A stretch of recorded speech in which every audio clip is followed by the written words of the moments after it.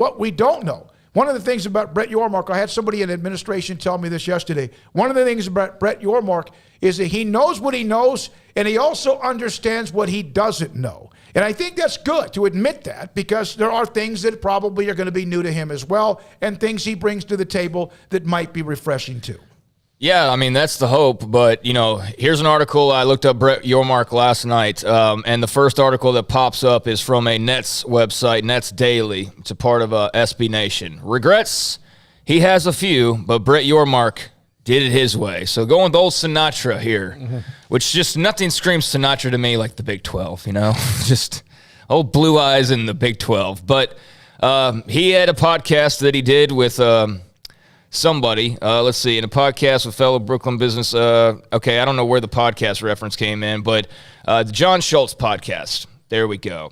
So the first paragraph says, indeed he did, in reference to the My Way lyrics, often controversial and known as both a tough taskmaster and serial exaggerator, Yormark deserves the lion's share of the credit for moving the Nets to Brooklyn and setting the stage for the franchise's level of success, which even he admits was too often a touch-and-go affair. It may have been Bruce Ratner's visions, and it may have been Mikhail Prokhorov's billions that got it done, but Yormark was in charge the entire way. And in the podcast, he talks about how naive he was about certain things, how long it was, how naive he was about how long that process was, how naive he was about how tough it was to build the Barclays Center, and yada, yada, yada. So, I mean, I understand what he did get accomplished, but I also understand that there are some things here that make me go, okay, wait a second, like naive and exaggerator and stuff. Is that not healthy that he admitted that he was naive?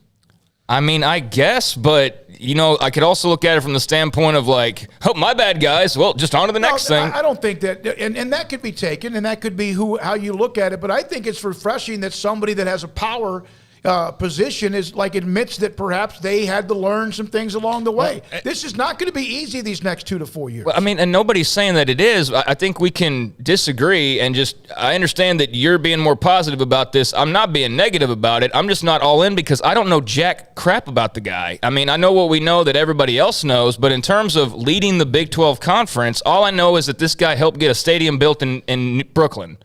And that has nothing to do with me knowing that he can run a conference. He also negotiated a nearly $1 billion deal with what was Nextel to Sprint and NASCAR. Okay. He was a part of those conversations. And that's great. And so that's great, and I hope that's what he does. I'm just saying I'm just curious to see how it goes. That's all. I'm not 100% like sold like some people are. I understand. I don't know him. I've never met him. We will meet him at Big 12 Media Days, get to know him, and who knows what happens between now and then. He won't really take office until the 1st of August. This is not a rah-rah thing, and some of you in the chat room have your opinions on it as well. We'll take your calls as well. I, for one, and I've had those who I know in the coaching profession and others as well, that one of the things they said is that they need to have somebody that's not going to allow them to be bullied by the Big Ten and SEC.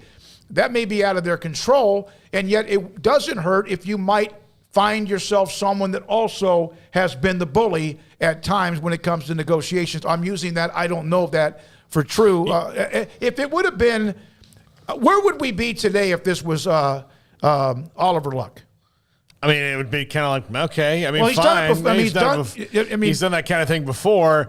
And I'll say this. I thought that Bob Bowlesby was very different than Dan Beebe, so I thought that was a home run hire. And maybe it was, now that we know the whole scope of his career, because he did save the conference when it was at death's door a year ago, or he helped to do it, and his leadership did that. But all in all, nobody's going to give Bob Bowlesby an A+, an A- or anything like that when it comes to his tenure. So these things are weird. Look, I thought it was interesting that the Pac-12 hired George Kliavkoff, but he also has to, part of the other thing is, what Brett Yormark has to step in and deal with, and he's lucky not to have to deal with Texas and Oklahoma and kind of their megalomania when it comes to who runs the conference and whose will is done. But he does have to step into a league that has no idea, where it's going right now. And so he has to kind of push that way. And,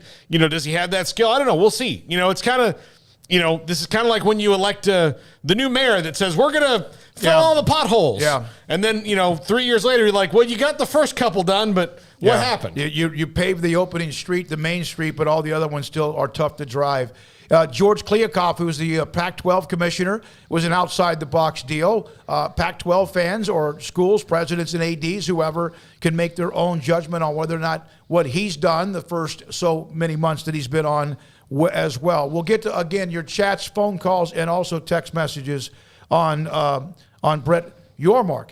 I never heard of him until his name popped up yesterday with the Rod Stellinger. I still don't know too much about him other than that, in my opinion, going with status quo would have been more dangerous, in my opinion, safer, but more dangerous because I don't know what would have changed. No, and that's a great point.